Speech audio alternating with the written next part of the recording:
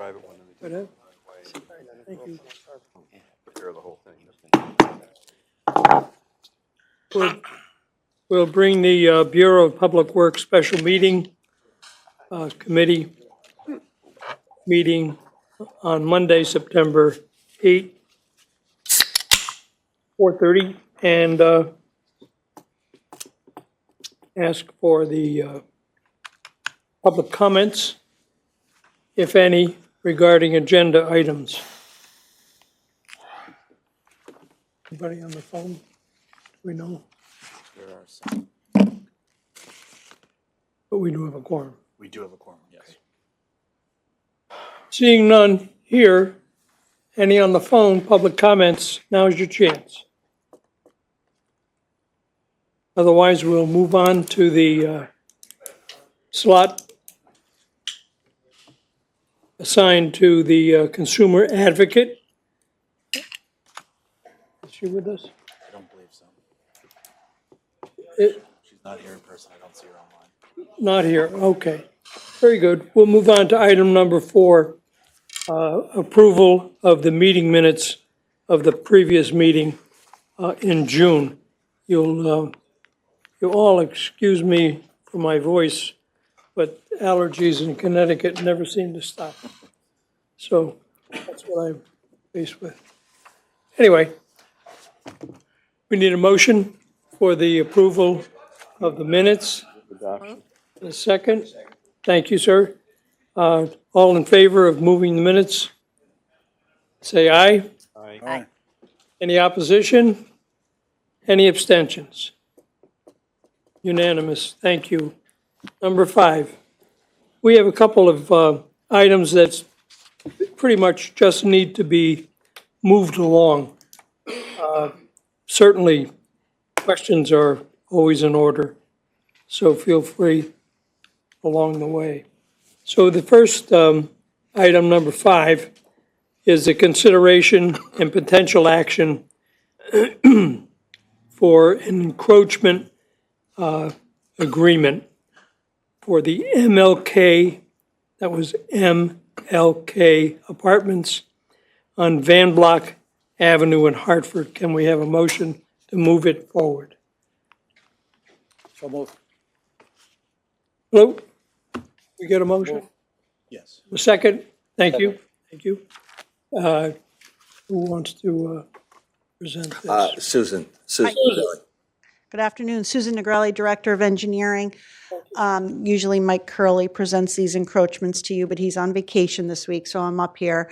Last month, we were, actually, we've been working with this developer for quite a while on this particular site, 99 Van Block, down in South Hartford in the Colt District. But they reached out to us about an encroachment on an easement we have for our the 78-inch Colt District storm drain. Originally, I think they intended to put some overhead utilities to their site, but that didn't work. And in August, they reached out to us to encroach on the easement with some telecommunications and electrical conduits. We have more than 1 foot of clearance, and staff has determined that this encroachment on our easement is not a detriment to our pipe. They also have, I thought I circled it in yellow, but you can't see it. Over to the left along the easement, they're going to put some, grass, shrubs, some minor landscaping on the easement as well. So staff has recommended that this is not an issue for our pipe and that you allow us to enter into an agreement so that they can encroach upon that easement. Okay, thank you. There is a handout, as you can see, that we have marked for the Granby sewer separation. Different. I'm sorry? Yes, different. Oh, it's a different Yeah, one, I'm different. sorry. Yes, different. Oh, I thought it Yeah. was the first. Yeah, that's for number. Excuse me. That's okay. My fault. Number 5. Yes, for number 7. One attached. 7, Yeah, okay, that presentation is for number 7. okay. So back to number 5. The map is on the screen for you for number Okay. 5. Questions, commissioners?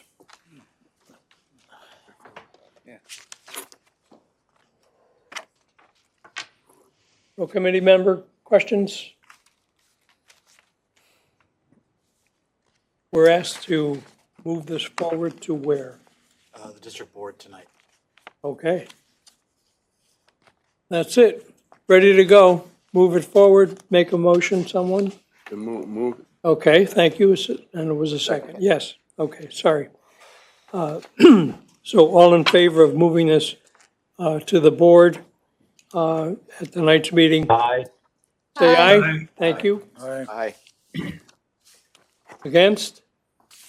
Any? Unanimous. Thank you. Appreciate it. And number 6. So number 6, we have the sewer ordinances. And I guess this referral is going to be to government. Move adoption. Thank you. Second? I'll second. Thank you, sir. And if there are any questions, we can Yeah, page, direct them, I think, to, it's page 6-4, number 3, the sentence doesn't make sense. I think it should be sewer project costs, which, I don't know, it's projects, like, sewer projects, the costs. If I may, Mr. Chair. you're on number 3, 6-3? 6-3 or 6-4? 6-4, I'm sorry. 6-4, ordinance number G3A. Yeah. Number 3? The 3 that were in red.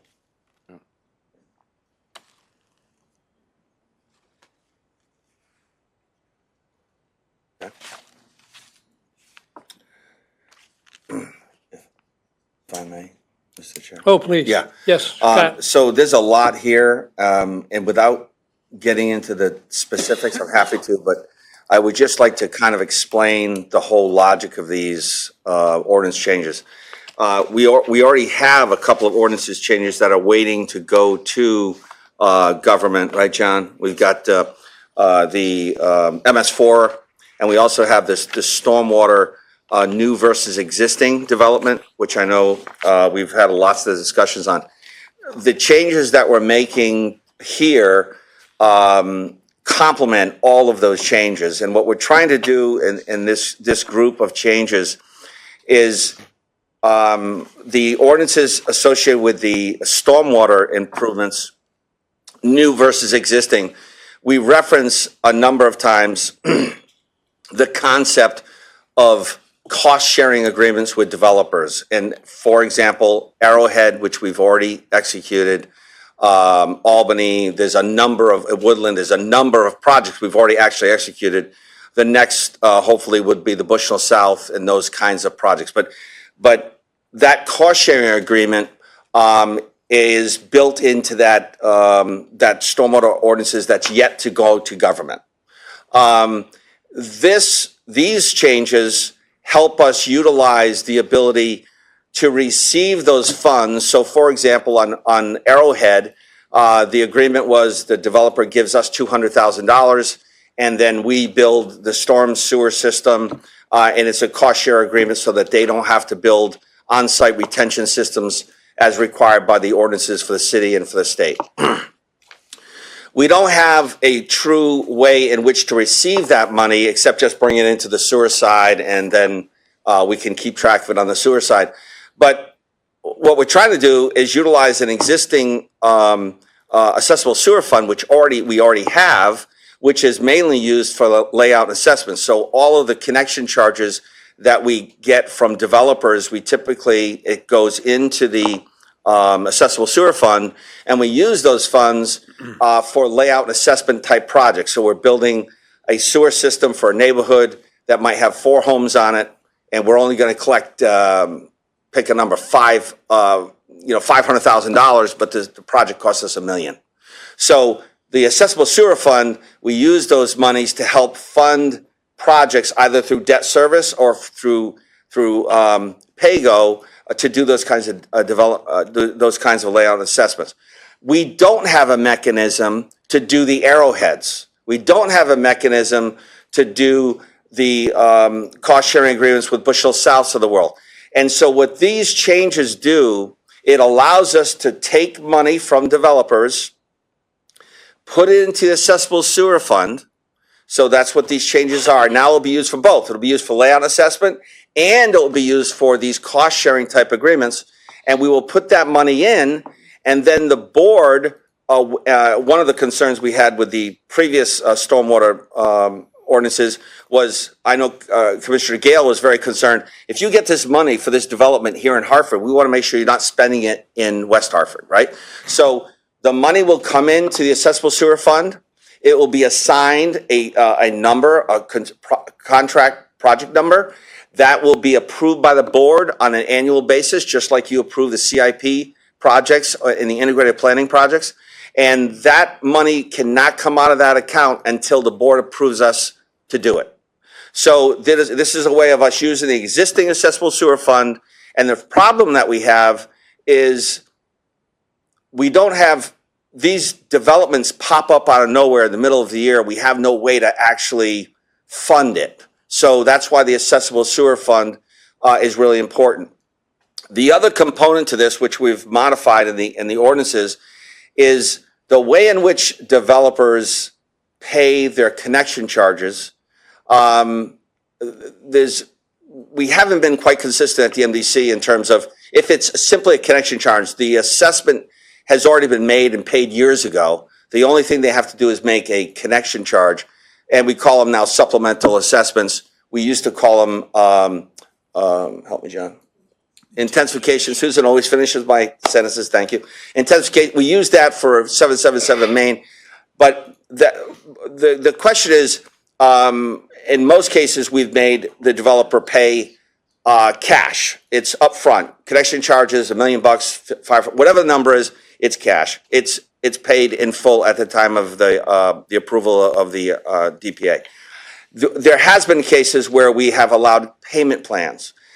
And we have one in front of us right now, which is 3580 Main Street, and we're going to allow them to do a payment plan because we haven't been consistent in the past of these payments. But here's a very important. Now we've changed it, because if this accessible sewer fund is going to work the way we want it to work and be able to, out of the blue, just say, hey, we got a development and we don't have any money to do it, but we can use the accessible sewer fund, we need the developers to pay cash into the fund. We can't take payments, because if we take payments, we won't have enough money to do these kinds of projects. And so we are modifying that ordinance as well, which basically simply says any supplemental intensification, turning industrial or commercial into residential or hotel, those kinds of connection charges have to be paid in full upfront. And that way, that fund will grow to the point where when a project does pop out of the blue and we have no budget for it, because as you know, we cannot charge our Avalorum, our ratepayers, for any benefit for services to solely benefit the developer. So this accessible sewer fund is outside, above and beyond our fund balance, our 35%. It truly is outside, does not impact the ratepayer at all. So that's why we want to utilize this fund for these kinds of developments. So there's a lot here, and I'm just trying to give you the understanding of why we've got all these different changes to these different ordinances, but it really is trying to allow us to use the accessible sewer fund as a development mechanism with funds that doesn't impact our ratepayers or our towns. But we can look at that question that Commissioner Drake had, and sorry for the long-winded answer. Further questions? Commissioner Drake, did that satisfy your question? Yeah, I just thought it was a typo. Yeah, well, that's okay. Sorry. Could have been. I knew what he's going to ask, Commissioner Gale was going to ask, so I just Yeah, beat him to it. okay. Mr. Gale still has a question. Oh, Mr. Gale, Commissioner Gale. In the revised section S70, subsection B, there's reference to issuing a supplemental assessment. Is there a standard set forth in there or somewhere else as to how the supplemental assessment is derived? Just point me to the standard. That's, Yeah, the actual dollar amounts for the assessments, that's in a different ordinance, right? The actual connection charge fees. It would follow, this is John Merrill, it would follow, I mean, the supplemental assessment is, I guess, in kind to the original assessment. It's based on the same structure. So each year as part of our budget, the board approves the frontage rate for the assessment. And in 2017, I believe, was the last time the board approved the full schedule of assessments. So that schedule of assessments is still in effect. And when the supplemental assessment comes to happen, you look at, it's typically, or it's always based on a conversion from either a commercial property to adding residential, or it could be from residential back to commercial.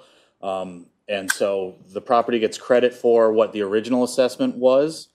And if that outweighs what would be owed with adding residential units or commercial conversion, then there's no supplemental assessment. But in the most common instance, if you have a commercial assessment, it would have been based on acreage at the time, and I believe frontage as well.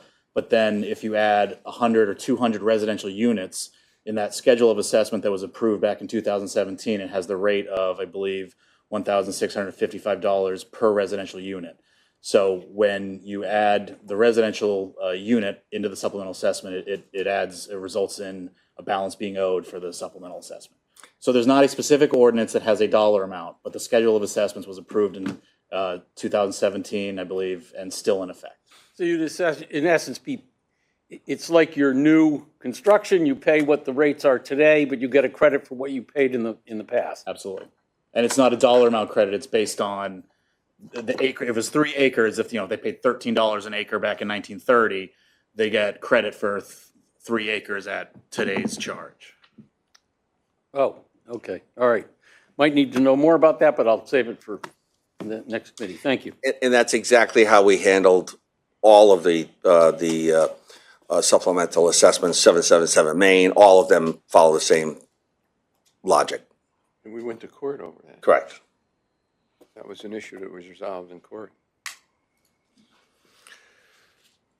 Further questions? Commissioner Van Dyke. Yes, thank you, Mr. Chair. Can we just go through B a little bit? I'm having a tough time with S70 to see where we are today versus what this will actually do. What's the difference between today versus what we're trying to do in B? I'm reading through it like 10 times, and I need a little bit more of an explanation. S what? S70B. S70. It's the exact same one that. You want to know if we have it already, why we need it? Yeah, like what does this do? Because I'm reading this about no connection for the new or expanded building or structure shall be permitted unless prior to such connection, the owner and the land designed a special agreement and pays a sanitary sewer connection charge in full, blah, blah, blah, blah, blah, blah, blah. Like, don't we already do this? Like, why?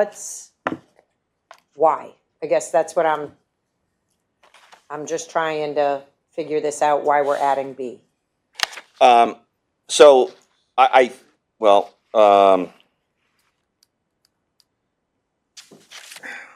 me just say this. One of our confusing issues between our existing ordinances, and John, you can tell us the numbers, there was a confusion about if a developer has already paid assessment and the only thing they have to pay is these connection charges, as John just described, you're paying above and beyond your commercial, you're paying for the number of hotel or residential units. You pay the double. Here's what it costs per unit. Here's what everybody pays. Here's what you pay, right? And one of the problems, we have another section which is really referring to, and again, it's vague, it's not clear. When you have a new assessment where someone's paying acreage or paying frontage, the developer can pay payments if he's paying if he's paying frontage or he's paying, he's paying a new assessment.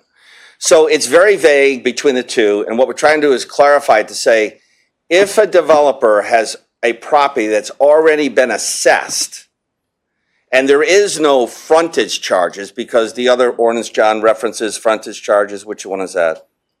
That's also in the Part A of S70. Okay, 7-0. So we're just trying to clarify that if you have a scenario where we're just clarifying what we've been doing, right? So if we have a developer that is only paying the connection charges per our ordinances, we already have been following a process where the developer pays in full at the time of the DPA.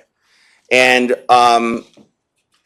but because we've had the other ordinance on A, it's been confusing to everyone.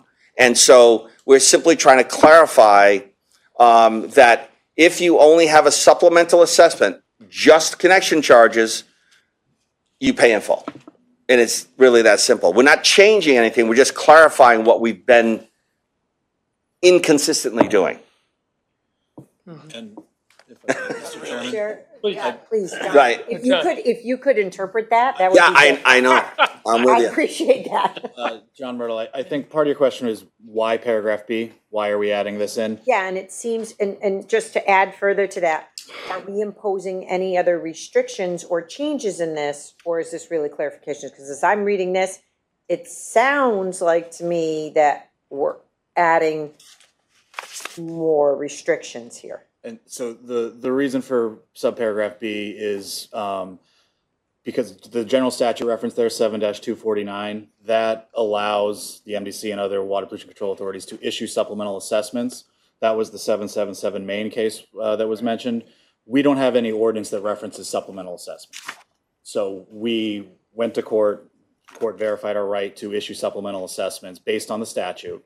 And so we decided makes sense to add in an ordinance referencing supplemental assessments in addition to our body of ordinances on assessments generally. Okay, and if I could, just one more follow-up, Please. sir, because this is working. Sorry, Scott, I'm gonna go this way okay. for a second. That's all right. This is clicking a little bit better with me. In this, section B that I'm referring to, are we adding anything new or restrictive for developers that we don't currently do? No, it describes what we've done in the recent past in clarifying the process, and a lot of the language is pulled from that statute that's referenced about supplemental assessments, the basis for it, what can be considered. So currently, if we have, again, Mr. Chair, through you, we currently, like the no connection for the new and expanded buildings, that's just all currently our existing protocol or what we do, et cetera? Yes. Okay, thank you very much, appreciate that. Thank you, Mr. Chair. What we're allowed to do. Thank you. Further questions?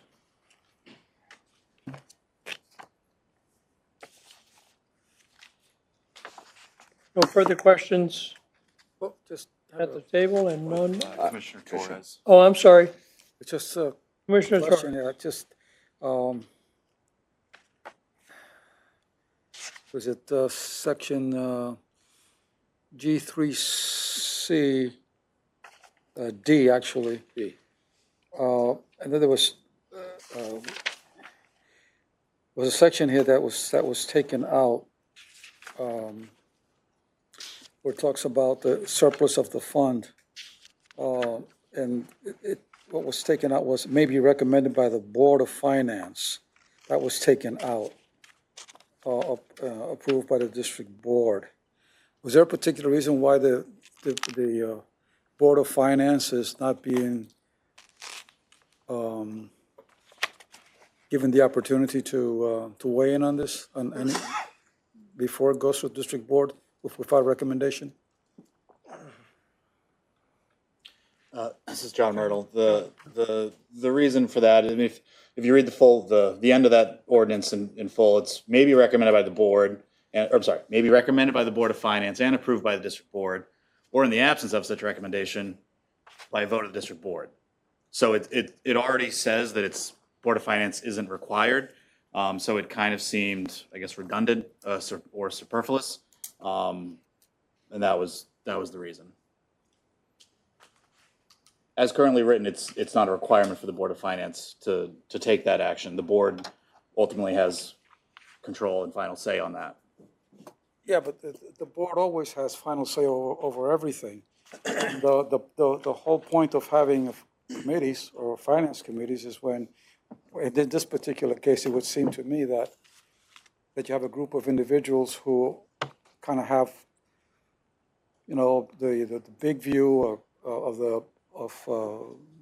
the mechanics of whatever is happening in the finance area, that if there is going to be any kind of transfer of funds or anything like that, that you would want to have the finance committee take a look at that and see if it's something that they feel is appropriate to do, and then make a recommendation to because the board ultimately, the whole board, the commission here, ultimately has the authority to say yes or no, irrespective of what the committee does, but it gives the finance committee an opportunity to, if they have an issue or question, to raise it so that it can be then deliberated on by the whole board. Absolutely. I mean, I agree. It's just the language, as written, it was kind of awkward, we thought, and was trying to clean it up. But Yeah, because it's obviously up to Chairman. to the board. Thank you. If I might, thank you. Chris Stone, District Council. First, as to John's point, the original language gave all discretion to the district board. It said that the Board of Finance may do something, but they don't have to do anything. The district board can determine first of all, if there's a surplus, can determine the surplus, the amount of the surplus, and can determine where the monies go, in this case, into the general fund. Board of Finance would, once it's in the general fund and it has to be expended, certainly the Board of Finance would have some say, whether it's in an annual budget or in some other appropriation, as to where to spend that money. There we're just talking about a surplus going from one fund, this sewer accessible fund, into the general fund. That's not a Board of Finance determination. That's internal. That's as to the board. Again, how we want to spend it or may want to spend it going forward to the outside world, that's, certainly the Board of Finance would weigh in on that. Okay. If you take that language and read the part that's stricken, it's just permissive on the part of the Board of Finance. It's not required. So why go through that extra process when in fact you're not expending any monies outside the MDC? You're moving money from one account to another. Well, I just thought, again, to you, Mr. Chairman, that things that have to do with any kind of revenue or money that is transacted, throughout the budget process, should be something that should be looked at by the finance committee. And that's now, I don't know if that I happen to agree with you. As part, you've said it yourself, as part of the budget process. I agree with you 100%. This isn't part of the budget process. This is moving money from one account to another. First, you have to make a finding that there's a surplus that can be moved into the general fund. But was this again to you, Mr. Chairman? Was this something that which was done previously through the finance committee? This the movement of the surplus dollars from one line item to another. What has, if I may, Mr. Chair, Yes, what has happened in the past, over the years is, as this says, accessible sewer fund has been used, for a number of different things. And it allows the board to utilize accessible sewer funds, and put it into the general fund. And in the past, it has been used to help lower ad valorem to the towns. Typically, what we do internally in engineering is we have there's about $18 million in there, and we assign projects. So we're protecting that money to make sure that we can do a project that has been petitioned, and it may go or may not go. And so now we're asking to use this for more development projects like we've talked about. But in the past, it has been used by the board to transfer monies to the budget to lower ad valorem. Well, no, and I'm not questioning that. just a matter of what we do, what committees do, what is the role of a committee, whether it's a finance committee or the Bureau of Public Works or government or whatever. There are roles that are played by these committees. And I just want to make sure that we're not taking away something that would be the part of the responsibility of any committee, in the process of making decisions that the full board is going to take a vote on.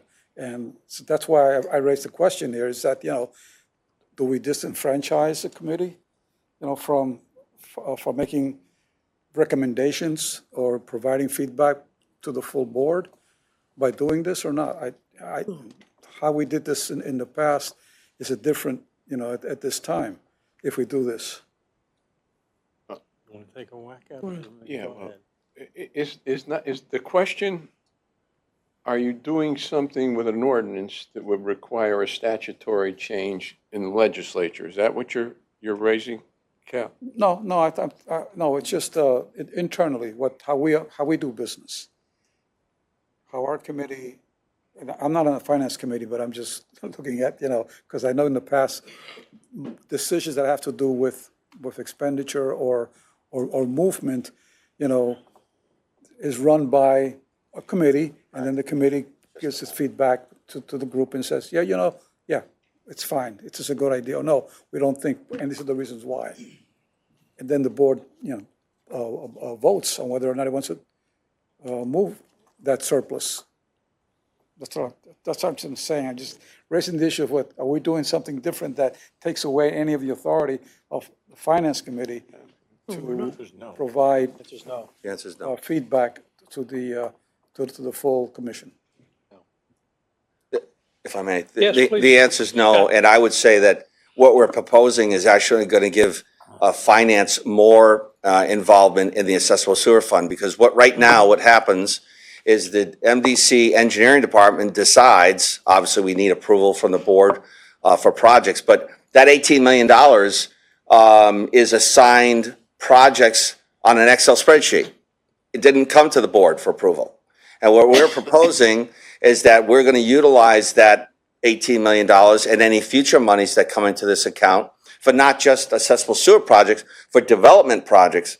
And in the budget process during Board of Finance, and the board approves our CIP and our integrated planning, our budgets, we're proposing to bring an accessible sewer budget, which will identify projects. It'll identify Bushnell South, for example. It'll identify Arrowhead. It'll identify by dollar amount. And we're going to need approval from the Board of Finance through the board to remove that money and do that project. So actually, we're proposing more control through the Board of Finance as part of the budget process. This is specifically, I think John and Chris both said it, this is just a cleanup of language that really doesn't have to do with what we're talking about. It has to do with the board has the right to transfer money from this account, and in the past, it's been transferred by helping lower ad valorem. And it's as part of the budget process. But I would just say that we're going to be utilizing the accessible sewer fund, and there's going to be much more scrutiny over it by the Board of Finance through the budgetary process of approving the projects every year. I just think, and I don't want to belabor this issue, but I just think that the reason we have, one of the reasons we have committees is so that the whole board doesn't have to take on all of these, separate decisions and discuss them at length at a committee meeting, so that we have these, very long board meetings to try to discuss things that should be discussed in committee, where there's more time to do that, and then they come back with a recommendation so that the board can then, move on with these items. So that's why I'm concerned about, not having committees do the legwork, if you will, on some of these things, so they can come to the board and then we can make quicker decisions based on recommendations and the work that has already been done by any committee. Mr. Chairman. Thank you, Chairman Hoffman. I value Commissioner Torres' input, but I agree with administration that we're not disenfranchising. It hasn't went, nor do I believe it should go initially to finance. So we're not taking anything away from them, whether it be their authority or whatever perception it may be. Perfect example will be coming up on tonight's district board agenda with an issue on auditing that in the past several years has went directly to finance. We're finding through ordinance that is not the way it should be. It should come directly to the district board. So one might look at that quickly and say, well, we're disenfranchising a committee, but that's certainly not the case. We're just trying to put things in the proper order and to be sure that we're following our ordinances. If this board ever decides they want to change those ordinances, that's always a possibility. But as it stands now, we're just making sure we're following our own rules. Thank you.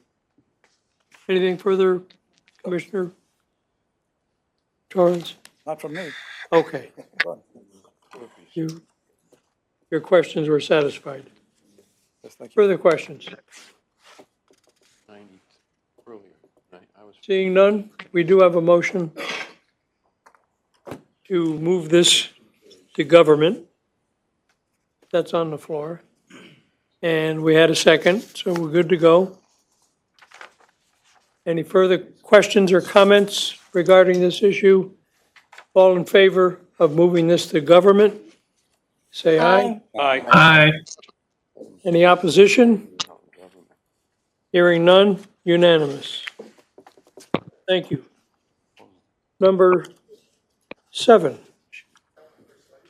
5:30. the Granby sewer separation, which, Fine. So if I may, Mr. Chair. Yeah. yes. Okay. Okay. We have Brian from CDM who's going to give us a presentation. I just got to do Oh, just okay. just a quick summary of what we're trying to communicate. We're simply communicating to the to BPW at this point. We haven't made any decisions because we need DEEP's approval. This changes the consent order, the integrated plan, so to speak. But as you know, we've been talking about the north branch of the Park River drainage study. We've been talking about basically cleaning the river, basically talking about how we're concerned that the river in the condition it's in and the existing 108-inch outfall pipe that's up by Weaver High School that we planned to connect to, we're concerned that we're not going to be able to resolve that quickly. And so we have to decide what to do. And we don't want to, we plan to build what we call contract 7, 8, and 9 and utilize that existing 108-inch pipe. But we definitely don't want to do that and then have that 108-inch pipe surcharge the community we just separated. So we asked CDM to go back to the drawing board and look at some options of what we could do instead. And we're going to present a project that we were talking about years ago. We didn't move forward with it because it needed an outfall. It needed a new outfall. And so that was a problem. But actually, it might be a little bit of a blessing in disguise because it actually does far more for the, as you can imagine, Granby Street, goes uphill. We were planning to separate on the top of the hill. Most of the flooding that you saw in the August of 2021 storm was in that Marcus Garvey area, the island there, where people was walking through 5 feet of water. That's the area we're talking about actually doing a separation. So Brian's going to give a little presentation on what we're proposing. We're meeting with DEEP to talk about this. We need to bring this back. The consent, the integrated plan would need to be modified. So we're just informing you to date on what we're thinking of. So Brian? Yep. Thank you, sir. Nice to meet you all those that I haven't met before. Does this work? Is it turned on? There's a little switch. Let's see. Oh, there we go. Okay, before we jump in, just to touch on some of the stuff that Scott was mentioning. The current MDC's consent order with DEEP does require the elimination of the 4 North Branch Park River CSOs, which are the 4 orange squares you see in kind of the top left corner. It requires the elimination of those by the end of 2043. Now, the 2018 long-term control plan, the plan to address the northern of the 2 orange squares, which are N2 and N4 near the blue text that says North Branch Park River.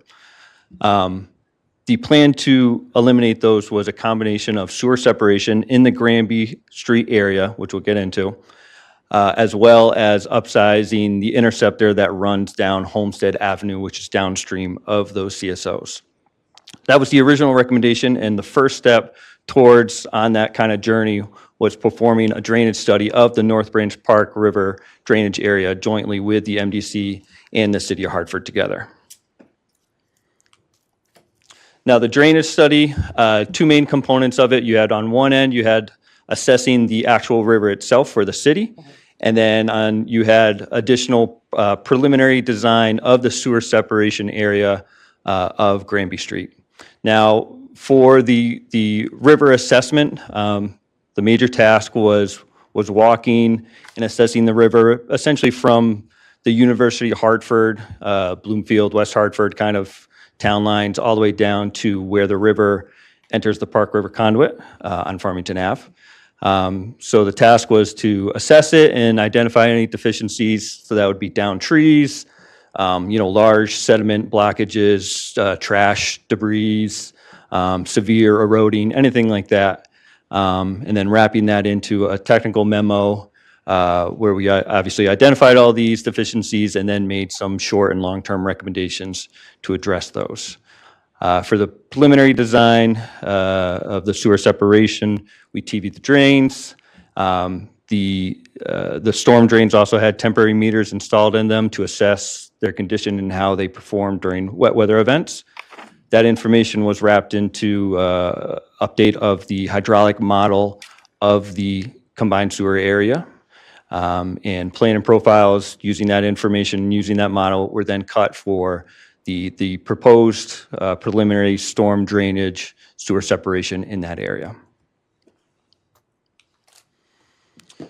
The Granby Street area is broken into 3 different packages. You have the yellow package, which is package A, and that is the current, in the 2023 consent order, that is the current Phase 1 separation that is due to be done by the end of 2028. So that's the yellow area, 7, 8, and 9. You then have package B, which is 3, 6, and 10, and then includes where that number 1 is, the blue dash pipe would be a proposed new drainage outfall that would support 3, 6, and 10. And then at the bottom, you have package C, which is the pink area, Granby 4. And then similarly, you have where the number 11 is, you would have a new storm outfall that would support the separation of Granby 4. So as I mentioned, end of 2028 was the proposed schedule for addressing and constructing Granby 7, 8, and 9. And we moved forward with the understanding that the 7, 8, and 9, the new storm outfall would discharge to the existing Granby Street conduit that's along Granby Street and, as Scott mentions, go behind Weaver High School, which I'll show on the next slide. So that Granby Street conduit is highlighted in yellow. It goes behind Weaver High School, where those purple dots or circles are, is where it becomes kind of an open channel, a combination of a natural brook and a a concrete channel. During the drainage study, it was found to have significant maintenance concerns that needed to be addressed. It's tough to tell maybe from the pictures, but I think the middle picture is a good representation. You have a concrete channel with significant sand and sediment in it, and you have vegetation growing. Those photos are examples of those purple circle areas where the conduit turns to an open channel through Weaver High School, underneath the railroad, underneath Mark Twain, and out to the river. So again, we found these concerns that without addressing, they would certainly impact the future separation of 7, 8, and 9 and impact the capacity of the outfall that we wanted to separate to.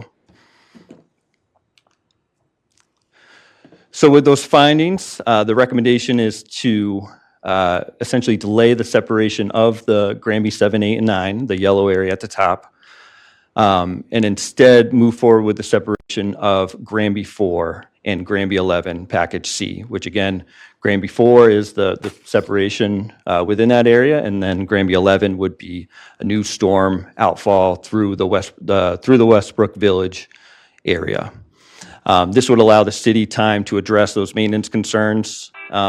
As Scott also mentioned, one of the added kind of benefit of this is we do address and we start to assist in the flooding that's going on near that Granby and Cornwall intersection that does experience floodings historically. In the Clean Water Project charge, $65 million is currently being carried for 7, 8, and 9, Granby 7, 8, and 9. Whereas swapping to Granby 4 and 11, the estimated cost of 4 and 11 is $64 million, so essentially the same cost. So there's no expected changes to the clean water charge due to this so-called swap. This would come with a recommendation to move the consent order date back from its current date, which is 2028, to the end of 2029. So again, in short, recommendation, move from Package A, Granby 7, 8, 9, to Package C, the pink area, and moving the consent order date back 1 year from 2028 to 2029. So with that, I'll leave it back to you. And if, I don't know the dates, but the DEEP has already given the city of Hartford and ourselves, I guess, they extended the date by a year for the drainage study. And what is that date, Jason? It's now the end of this year. Okay, it's the end of this year. So they've already extended that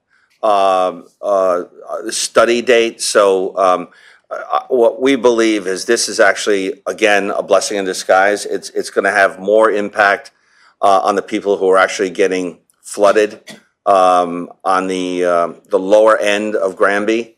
The challenge is obviously that we have to build an outfall, and there's a lot of permitting that goes with that. But it is a benefit, and we will phase it so that will be, if approved by the DEEP and if approved by the board, we would phase the outfall in a couple of phases and the separation work as well. We had a plan, and one of our options we looked at, which was the blue area. We called Granby 1, that number 1 there. That was approved years ago. The outfall was already approved. So that was one of our plans to go there. But the challenge, we have challenges with the size of the pipe, and the pipe is too big for the road. So we feel like there'd be too many delays in trying to figure out those engineering challenges. So going down to this area, Package C, Granby 4 is our best solution for the community. Scott, where's the new, where are you putting the new outfall? The new outfall would be here at that number 11. Right. So that would be our outfall there. And that's into the same river, Park. Correct. But the difference is when we're building our own outfall, we can, we have some flexibility in terms of the elevation in which the outfall enters the river. So, as we saw in those pictures, one of our biggest problems with the outfalls that are existing, they're in the river, but they're in the mud of the river. And so that's why we talk about dredging the river, maintaining the river. But when we build a new outfall, we can elevate it as high as possible and avoid some of that, mud and issues with the maintenance, basically. So it can actually get into the river. Correct. Good. Yes, Commissioner Van Dyke. Thank you, Mr. Chair. Scott, a couple of questions. Where the new outflow is, right under that number 11, we own one of those properties right there, correct? Right on Granby Street? Don't we have the? We own 45 Granby. So is that right near that property? Is that where? That's where we're going to go through, right? Yes. Yeah. Yeah, that's where, and we had planned, I mean, all of these projects are planned. It's a matter of timing of which project goes first, but that's partly why we bought 45 Granby as well. Would we take that building down, or would we keep that building? No, there's a big parking lot there. Well, I don't know if to call it a parking lot. Yeah, the church owns their own. Yeah. But we have space there. And if I could, Mr. Chair, there's just a few other questions that I had. I thought we had some issues with DOT because you're gonna have to go under the freight rail there. Do you see any kinds of issues with going under the rail? Yes. But it's not, we've done it in the past. I mean, we've done it a number of times, and it's just painful, Time frame. but we do it. Yeah. There's a lot of bureaucracy that goes with it, but yes, we can do it. And then, when we do this, how much more do we see that it's gonna impact, lower down?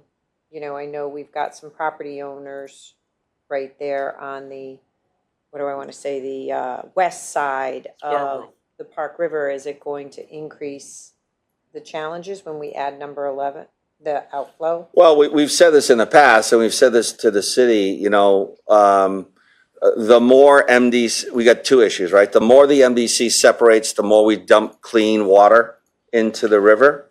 And right now, what's being dumped into the river is overflows, which are occurring during storms. So it's depending on the storm, depends on how much water gets into the river.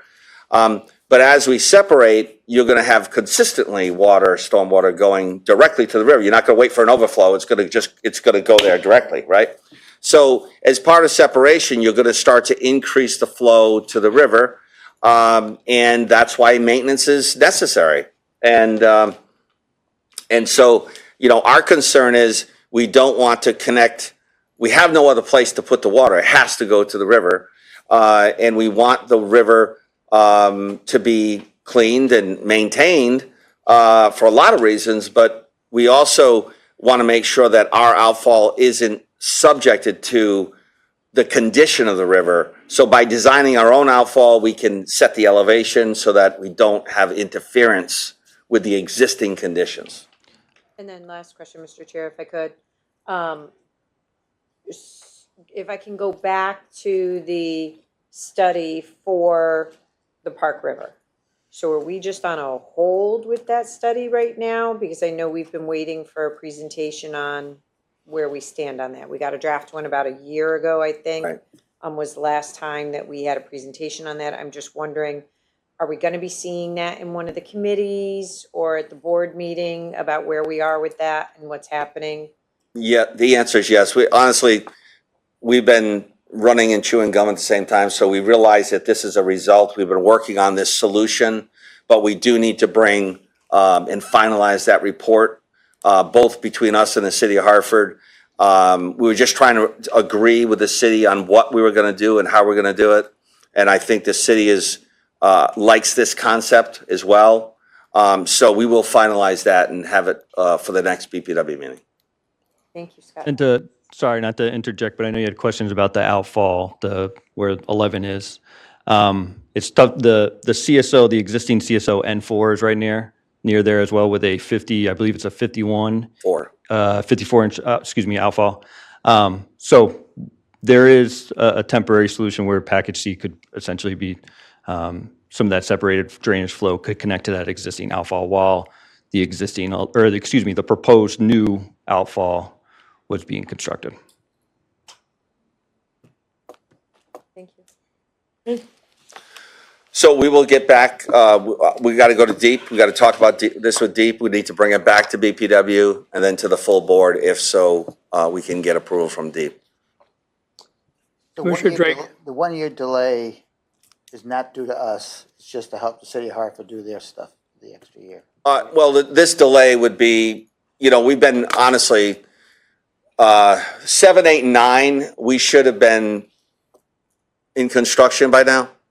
No, we should have been much further along in the design by now. Right, I mean, but we can't because we hadn't resolved this issue, right? So it's a combination of things, but the whole integrated plan in North Hartford has been delayed because of this North Hartford issue a North Hartford River, a North Branch Park River issue. And now we're able to kind of say, okay, we got a solution, we need to change course, and this is the new change in course. So we've been delayed in making decisions and moving forward with. Deep understands all this. They're not gonna come back as the MDC, you're a year behind because No. They, Deep is, we got to there. 2043. Is that what we have to? Yeah. Okay. I think Commissioner Gale had a. Commissioner Gale? Yeah, thank you, Mr. Chair. Scott, you mentioned that the city of Hartford likes this idea. So is the city aware of what's being discussed tonight, and they specifically approve moving to this package C instead of doing package A? Commissioner, I wouldn't say officially, but yes, I've had conversations directly with the chief of staff and with the engineering department, and they do like this concept. They haven't officially approved it, but they are in agreement. I even asked, and I think Commissioner Wolf mentioned this at the last meeting, that they were in agreement with this concept. And then to pick up on Commissioner Mandyke's question, are we clear that this change is not going to add to the current flooding problems that, and I'm saying current flooding problems, I assume there are current flooding problems. I hear that there are flooding problems, and I know that the Flood Commission just turned down a development project. Correct. Because of some perceived flooding issues. Correct. So how does this affect? Does it make it worse, better, or have no effect? Well, we have said in all of our presentations that as the MDC separates, and, you know, as I said, right now, the stormwater is going to the river during a rain event, right? And it's at some point it overflows and at some point it doesn't. But in this scenario, every storm, all of the stormwater collected in these areas will go to the river. So as part of our presentation, as part of the North Branch of the Park River study that CDM has done, we have shown that as we separate these areas, you will start discharging more and more water to the river. Clean water, but it will be water. And that's why it's very important that the city develops and maintains the river. So let me just stop you there. Sure. And just ask the question. Is it the case that if the river is maintained, then the additional water that we are sending to the river is not going to cause flooding? Are we clear about that? Well, I would tell you, yeah, it's a tough question because this area that we're talking about Are we not is going in to the be clear floodplain. about it until we have the results? It's in the of flood. study? The problem is this whole area that we're talking about is literally in the flood, or at least the lower half is in the floodplain. So to say, is it going to stop flooding? It's impossible to stop flooding in this area. You're in the floodplain. You're in the 100-year flood. You're in the 500-year flood. You are going to get flooded. What we're designing is up to a 10-year storm, and it will, you know, it'll address locally, street by street. It'll address flooding from stormwater up to a 10-year storm. But I cannot say to you that what we're doing on the Clean Water Project in any town, in any way, is going to stop flooding, because that's not what it's designed to do. I don't want to know that it's going to stop flooding. I want to know if it's going to be better or worse. Well, I would tell you this, one thing what we will do is make sure that, like we're doing now, is we're going to make sure that our sewer, our charge to our regulators and to our towns is to stop stormwater and sewer entering people's homes in the river. And that's what we're going to solve. The problem that we have with this project and the Clean Water Project is people confuse the topic between flooding and our responsibility to not allow stormwater and sewer to surcharge people's homes in the streets. Two different issues. So we will, as part of our projects that we finish, people will not get sewer and stormwater in their basements anymore.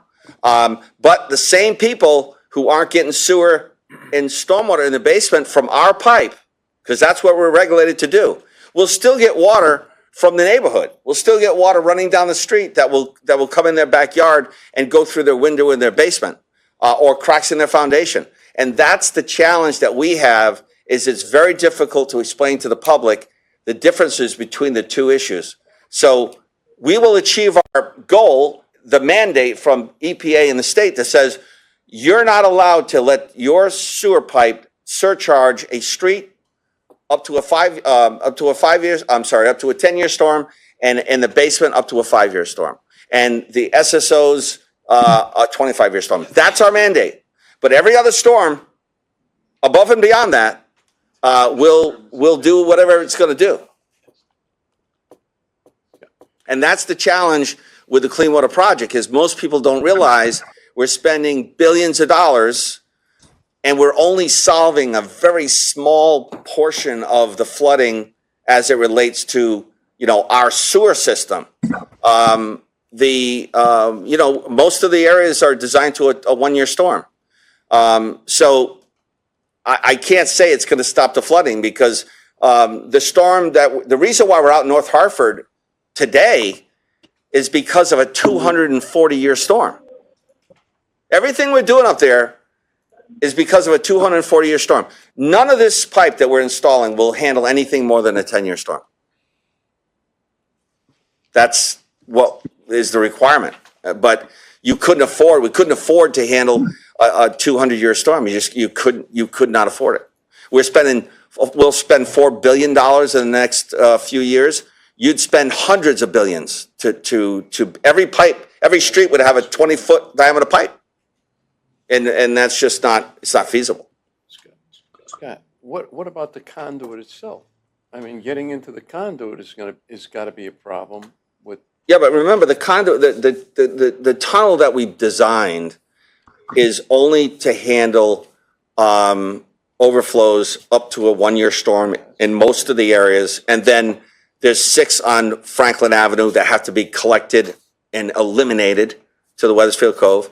And then, in part, as Brian mentioned, we were planning to build a tunnel up to North Hartford to collect 4 overflows in the North Branch of the Park River. We changed that and we're doing separation work to do that.